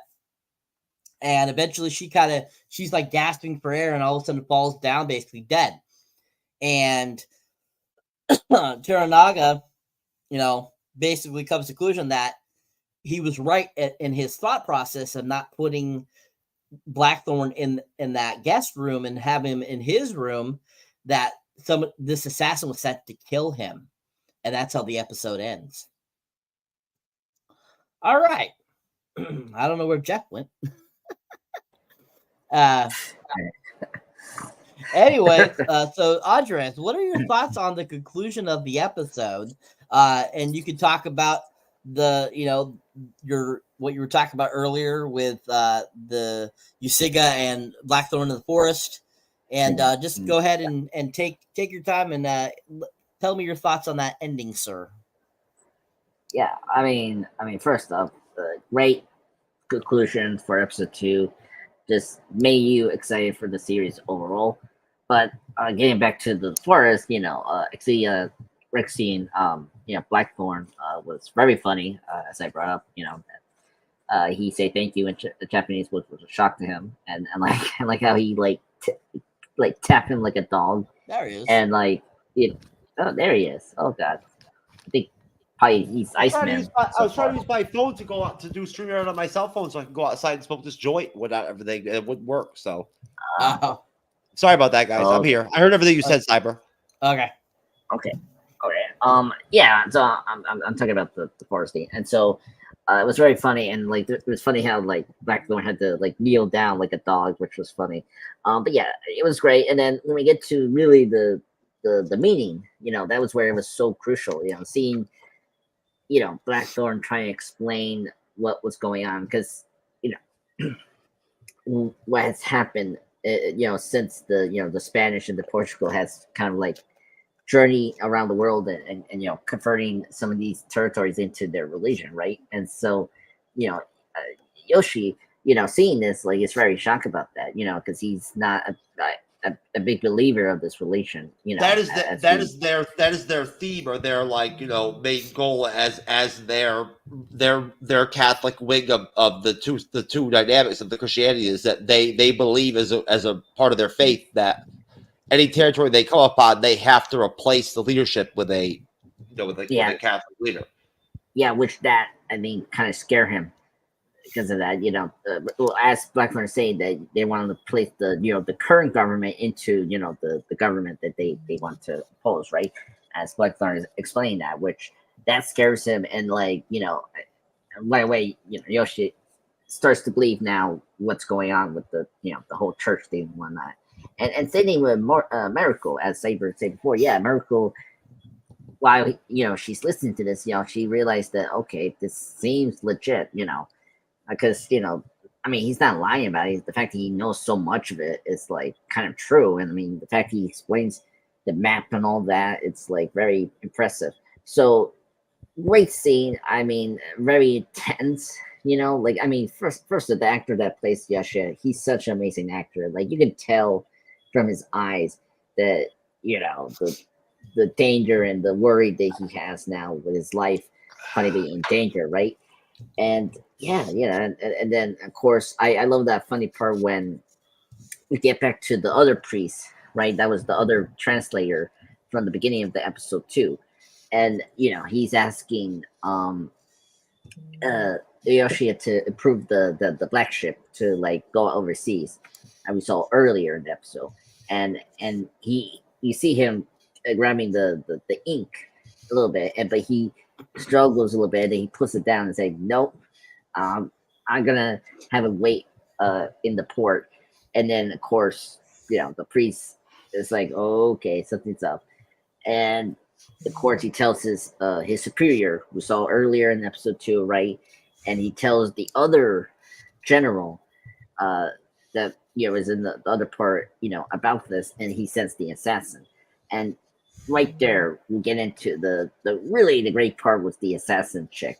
I mean, I was like, this show is showing gore and violence really great, and this was like badass. I mean, seeing a samurai assassin cutting, like, just slitting out people's throats was like, oh my god, like classic samurai or assassin movies from Japan. If you've seen those, it's just pure that, and it's great. And when she got to the room where it was initially Blackthorn, and then the fact that Yashia caught her off guard, it was like spectacular. I mean, the slit from that big sword is like very brutal. I was like, oh my god. And I can't believe she was able to like still be conscious. I mean, like, she's bleeding out, of course, but yeah, I was surprised. But I mean, just a nitpick, but like Blackthorn, have you ever fought a woman, Andres? Yes, I did. Oh my god. Oh yeah, it's a long story, but I'm not gonna. Well, I never have. Okay, well, but I would have to imagine if I did, they would not work. It would not work out well for them on their end.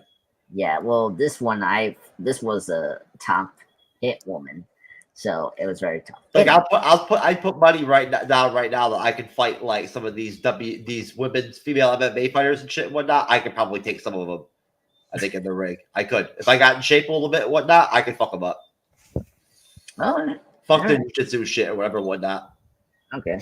No. I think you beat them up. Anyway, I could. Yeah. By the way, folks, we're not. I'm giving you 250 points from the bench, okay? Just for agreeing with me that I would smoke some of them bitches.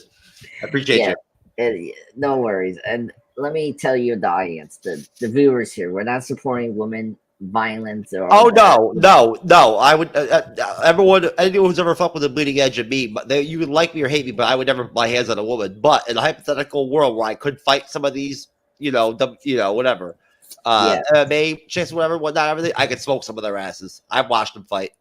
I could. Yeah. So I mean, thank God, the lady chick is down a little bit, but then Blackthorn came in, and I don't know what he was doing, trying to save him, I guess, and like, come on, like, what are you gonna do? You don't have any weapon, and the fact that he got himself cut was kind of like, okay. Well, he's pretty tall, and he has like a huge cock, and he can swing it around like a weapon. I guess like Wade Vision's penis award, but bigger. I mean, I guess so. I mean, he could just use a bucket and like bump her. It's gonna be easier, right? That could have been his defense, really. But yeah, he gets cut, and then Yashia like pushed the lady assassin, outside, and then you see this for the end of the fight. And That's Toranaga, sir. Yeah, I'm using his first name because his last name is kind of tough to spell.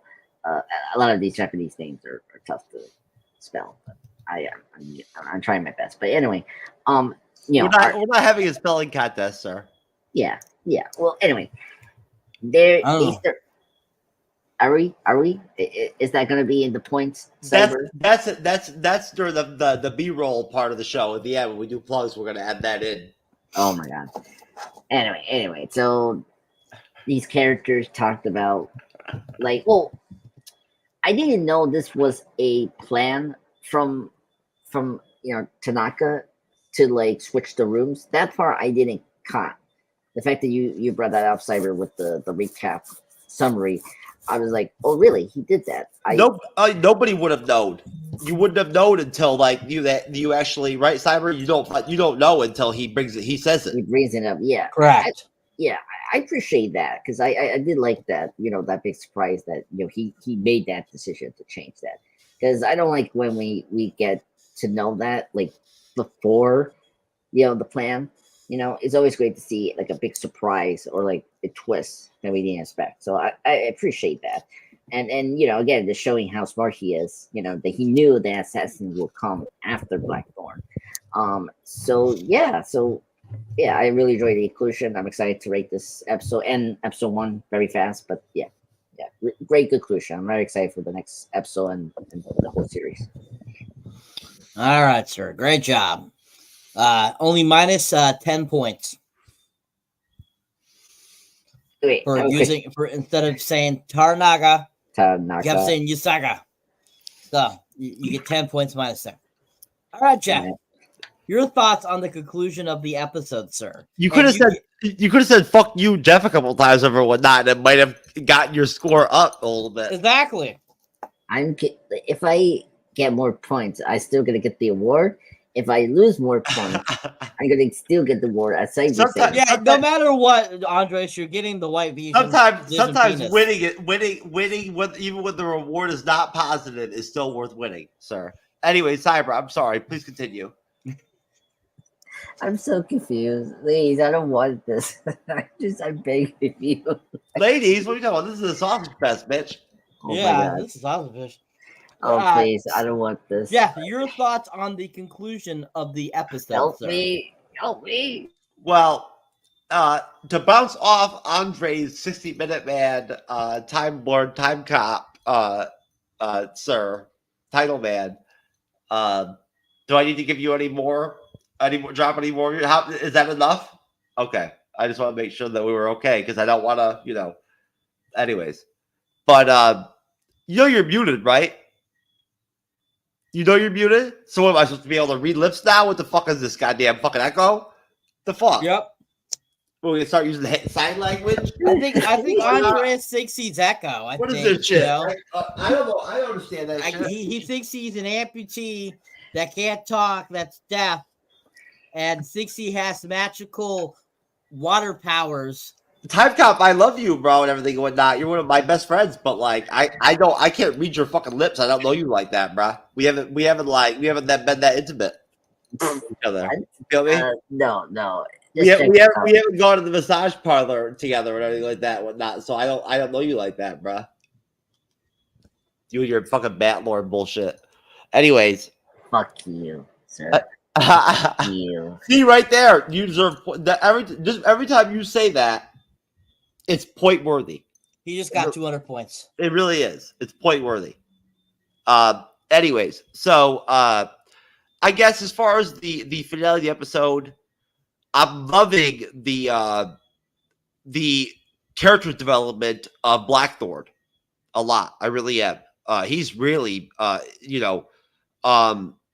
if they're trying to sort of, I don't know how this is going to play out over 10 episodes. It's going to be interesting, but no, I'll leave that. But either way, strong performances across the episode from all the main characters. Lady Mariko really brought her A game towards the end of the episode, right? Like watching her faith get really tested like that, right? In that last conversation where, again, Blackthorn just has this thing to him. He has he has that gift. He's got that juice, right? That energy, that vibe, right? That salesman shit, or whatever, whatnot, right? Like he just has it to where he was the one, Englishman that the Portuguese did not want to fucking show up washed up on the shore to get up in the mix at all. You know what I'm saying? Because when he actually got down and fucking broke that map down, right? Again, it went back to the whole deal where him and Teranaga can understand each other, even without translation, to some degree, right? Like just from fucking their own connection or whatever, whatnot, that I think they're probably going to continue to develop over the course of the series. It's not just the value of him. I think that Teranaga is starting to see humanity in him, right? He's not just a savage, this guy is not acting in a way where he's just trying to grovel or beg for his life or play games. Like he's actually laying it out, standing up for his own faith and shit and whatnot, right? In defiance, of the consequences of his own life, standing up for his own faith, right? And at the same time, warning him, he's actually been able to find dirt in prison to where he knows what the fuck is going on enough to be able to be like, hey, I'm your ally, right? I am. I'm your ally against our the same enemy. So watching Teranaga's face and everything and whatnot, take in all this shit from Blackthorn is deep. It really is, because he's the one at the end of the day, fuck the regents. He's the one standing up and defending the country of Japan. He's the backbone, right? So I like Bushido. I do as a character. I want to believe that by the end of the series, he's gonna stop being a fucking little bitch, right? And stop taking She-Hulk's dick out of his ass and shit. Cyber, you feel me? Because seriously, dude's got a fucking problem. He's getting laid or something. I mean, seriously, he's so pissed off all the fucking time, bro. I don't understand what his problem is. He's just grumpy and pissed off all the fucking time. It's he finds no enjoyment in anything at all. Whatever went on with the Civil War, the shit with China or whatever, or the Civil War shit that they did must have fucked him up, right? Kind of what's his name, Yoshigi or whatever, Either way, he's interesting. I find his character interesting. I do. It's intriguing seeing how that's going to play out with him, because you almost want to believe that episode 2 that there's a possibility that there might be a part of him that might connect with Teranaga, right? Now that Teranaga understands that there's this real threat to the actual sovereignty of his country, so it's high stakes shit. Episode 3 is going to be really, it's going to be fun to review. It really will be. This is a great series. I really enjoyed episode 2. So let's rate this bitch so I can fucking, get out of here and go try to pull some fucking ass. What's up, Bleeding Edge style, baby? What's up, audience? That's how we get down. I ain't playing. All right, folks. So that is the end of that episode. So we're gonna give you our wonderful ratings. We're gonna give our plugs, and then we're gonna get out here so Mr. Jeff can get some ass. But anyways, both of you were tied at 5,000 points. Earlier, you said I received I got the Danny Award for some shit or whatnot. So I'm just you're the moderator. I'm honoring my Danny Award. You got the Danny Award for the night, simply for the fact of that you showed Dr. Phil earlier. Okay, so you get the Danny Award. All right, Andres, you get the fucking Chloe Zhao Award, motherfucker. Yep. And so since you both are tied at 5,000 points, you both win the White Vision Penis Award. Well, share. I'll cut it in half, Andres. You could have the smaller half. No, you can have it. You can have it. just I'm done. I'm done tonight. I'm done today. I'm sorry. I'm gonna stop. You stop. I'm joking. Oh my god. Oh my god. Is your pussy gonna be hurt on Friday when we review Dune 2021? Oh my god, I have to watch that. Ugh. Oh, stop. You watched 3 fucking movies at the same time, 24/7. Yeah, but that was like Batman Returns, and then whatever the other movie I was watching. I don't know. You haven't not seen Dune yet, Andres? This is gonna be my first time seeing this movie. This franchise. What? Yeah. What? Oh god, you know what? We're employing drinking games again. So are you gonna be drinking coffee again? I think you gotta so. pick something different. It can't be coffee again. Do hot chocolate. If you're gonna do coffee, you need to have the water again with the coffee because you super caffeinated is intense. What, you don't want me to be caffeinated, or you? I like you engaging in the game, but whatever. I think it's cool to see. I think it's dope. I give you props. I'm just saying that, you need to balance out Gatorade or something. Yeah, balance the coffee out with something that hydrates you too. Yes, level out. I do have Gatorade, so I'll probably need to mix that. And then I need to get something for hot chocolate. Maybe we'll see. Anyway. All right, so people, Cyber and I are getting fucked up Shogun style, bitch. There we go, people. All right, ratings, folks. Andres, your rating, sir. Okay, quickly. First episode, 10 out of 10. Episode 2, a 9.5 out of 10. So that's my rating. All right, Jeff, 10. Yeah. 101, 101, sir, or 10 out of 10. 10 out of 10 in echo language, in echo speak. Oh, okay. I have to make 10 sure. out of 10 echo style, baby. Wow, look at that. Jeff giving 2 10s in a row. Holy shit, folks. Shogun's no joke, motherfucker. Holy shit. I give it a 10 as well. I think it's fantastic. Solid second episode. Just as good as the first episode. The first episode, I would say edges. I would feel the first episode edges out a little bit more because of the nudity. But other than that, Simon, you son of a bitch, you had to be the one to up me on that shit. Yep. And 10 out of 10, people. 10 out of 10 for both episodes. Excellent. So was that a triple 10 rating? Yes. Oh, there we go, folks. That's special. You know what? That deserves a Danny Award too. Danny Award for everyone. Andres, now do you feel rewarded? You received 33.9% of the Danny Award. Sure. I'm still traumatized after today. Oh, whatever. You've had the Danny Award you've had the Danny Award multiple times, motherfucker. It's not new to you.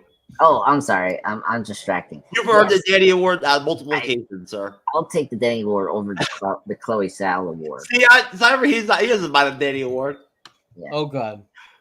If I would have gave the Danny Award on his first show, oh my God. I'm a proud, shiny person, so whatever that means. Yep. And you're the proud owner of half part of White Vision Penis. Oh my All God. right. So, Jeff, take us out, sir, with the plugs.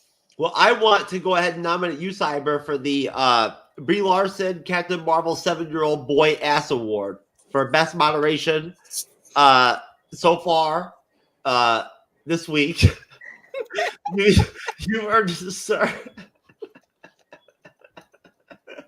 So the new award we're going to be using, we're going to have for for the moderating, everything, whatnot, right? There we go. If you're moderating to that par.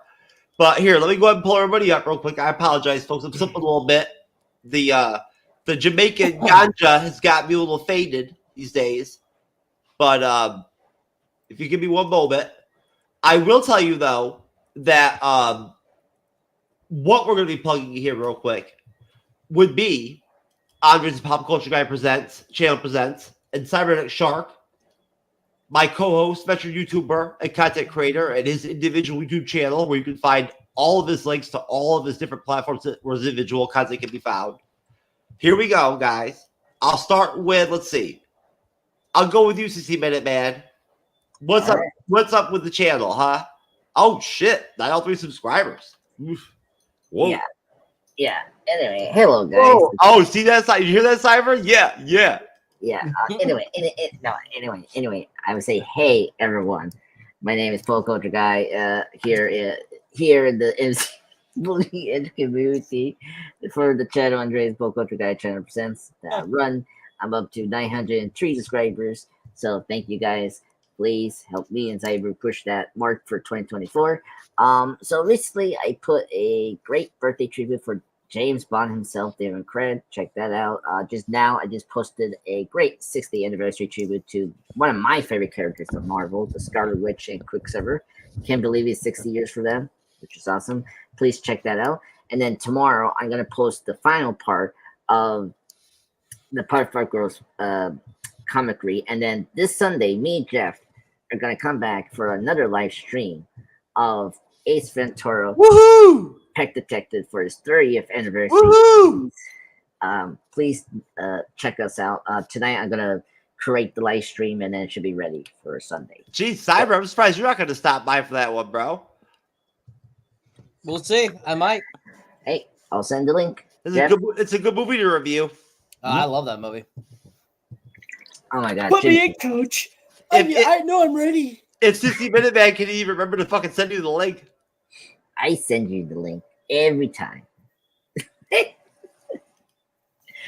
Oh my God. All right, let me slide over here to Cyberneticshark. Let me slide it over, baby. Wait.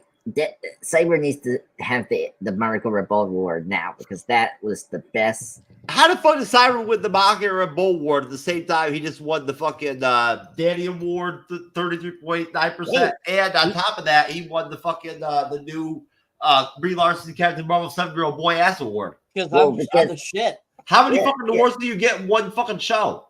I get as many as I can. Hey, well, we need to work hard, Jeff.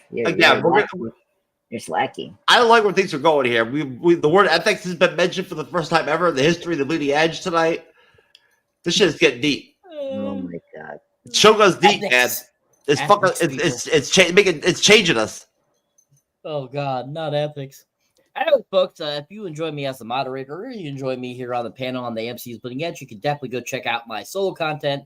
You can find me under Cyberneticshark on YouTube. You can find me on TikTok, Facebook, X, Instagram, Patreon, pretty much anywhere. You can check me out. As you can see there, my most recent review was Poor Things, Oscar-nominated film for Best Picture and Best Actress, Emma Stone. If you want to watch basically a Frankenstein story with lots of nudity, that's the movie to check out. And actually really fun film, but great cast. If you haven't seen it, check out that review. Check out my trailer reaction for the new Bill Skarsgård film coming out, Boy Kills World. Looks really fantastic. Looks like John Wick style type of film. Looking forward to seeing that when it comes out in April. I've hit 751 and passed the 750 mark. I just saw Spaceman, the Adam Sandler movie on Netflix. If you haven't seen that, check out that little wonderful mini review. Therefore, we'll have a full review of it coming up soon. American Fiction, check out that mini review too. Very interesting film. A lot what people have been wanting to say, that movie explains. I think it does a really good job with that. And I'll be having more content coming out soon, more reviews, more trailer reactions, that kind of good stuff. I think Holes reminds me of that fucking Hole guy from Ant-Man 3. The fucking guy obsessed with his holes or whatever the fuck. Oh. That fucking asshole. I like that asshole. I know you do. Ant-Man 3 is like your fave. He's like it's like your Avengers 2 Age of Ultron for me. I love Ant-Man. Here you go, folks. I've got my plugs right here. There's my FetLife profile. There you go, ladies in the audience. I'm a dominant master slut mentor evolving straight. Enlist out when I can. I'm currently seeking long-term relationship, a dynamic, play partner, submissive, slaves. I enjoy very much. Princess by day, slut by night is always good, and friendship is always wonderful. I'm a genuinely single gentleman living in Sarasota, Charlotte County area. Oh shit. I am just on here looking to make friends, meet possible playmates, and network. I'm a legitimate, monetized mainstream content creator. Woohoo! Yes, I am. And the host of the MCU'S Bleeding Edge YouTube channel podcast. Just over 40,000. Oh shit! I need to update my shit, Cyber. And there you go, folks. There's my FetLife profile. There's my plugs. Just to make it clear that I am a freak, and I am crazy as fuck. There you go. He deserves a moniker and bow for just that. I couldn't find a massage parlor thing to pull up and whatnot here in Jamaica, so I had to go with that. Wow, there you go. All right, folks. So that is our show, and take us out, Jeff. All right. Well, once again, Andreas, enjoy the Chloe Zhao Award tonight. No, you deserve it, sir. No, please don't. Cyber, I don't want you to forget. Thank you. I am the Captain BRIO. It's a major achievement to win the Captain BRIO Award. And I can't think of anything better to take out the show at the end of the day. Sometimes it may be good, sometimes it may be shit. Hey, true. Nostalgia, baby. Nostalgia. Are going to take off. Some of them going to bomb. Just like they've bombed in the comics. What about this guy? You think this guy can make it for the Avengers? Diamond Days, a ninja teaching flex. Honey, let me see the sign there, honey. Come on in here, Ninja. Here's my Ninja. Diamond Days Ninja School. Come on down. What we're going to teach you, hold that, Lord. And what we're going to teach you in our first episode is a proper stance and a proper kung fu. And you got your Judy chop, all right? You got your karate chop, and you got your ninja chop. Now, what smart thing to do is like when you use a judo chopping, you gotta say it, for you beginners, like a Judy chop. Because what you don't want to do is like be a Judy chopping and a kung fu kicking, and there goes your leg. There ain't much hauling for a one-legged ninja out there. Right there, hard as a rock, buddy. Let me show you something. What happened last time, baby? Don't put it in front of your face. I don't want to hurt you. But you got me? Now what we're going to do here, we're going to work on the ninja chops. Yo, I would smash that chick, bro. Ninja chop. Well, now see, now sometimes it don't always work for a ninja, but it practice makes it perfect. Don't go ninja nobody, don't need ninja, alrighty? Now them things there, if I was put them in my pockets, that'd get me for concealment of a deadly weapons. And say you got your son fella coming at you out in the trailer park, regular cannon backer you say? Cyber, it's the fucking skull can, bro. The skull can. Yeah, we just rolling through the trailer park. What's that? What's that fella doing? Ninja start. Right there. That son fella jumps out behind a trailer on you. You got to put them on out yonder like that. And you can't get him caught up in your ninja outfit, Yes, it is. Coming at you with. Dude, that guy lived right next door to me, man. Yo, what the hell was that weapon he pulled out there? That was the best response ever by Jeff right there. It looked like a damn skull can or something, didn't it? Where did you find that? I missed Jeff. Listen, hey, That guy. Cyber, look at Andrew. I love it. I love That is him. his interview tape for the Special Olympics Avengers. No expression. That dude don't stand a prayer. Oh, That dude. it's don't stand a amazing prayer. something like that dude's probably popular as hell from that video. Dude, that guy could beat Kate Bishop's ass. Alpha Flight will whoop his ass. Puck will whoop his. Wow. You fucking got him. Come on, Frank Dukes. Come on. Okay, John Lee. They hated him 10 minutes before when he murdered the guy. Now they're cheering for him. I know. I was wondering about that. Okay, USA. How the fuck are they chanting for him? Oh, what a kick. To the guts.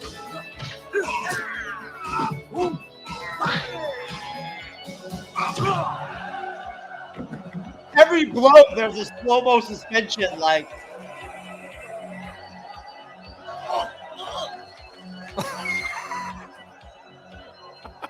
come on, Frank. More. Please show us the people with the money. Nobody's safe. Nobody's safe. Nobody's safe. Soon as we step out the cage, we raising all of the stakes. Make no mistake, either you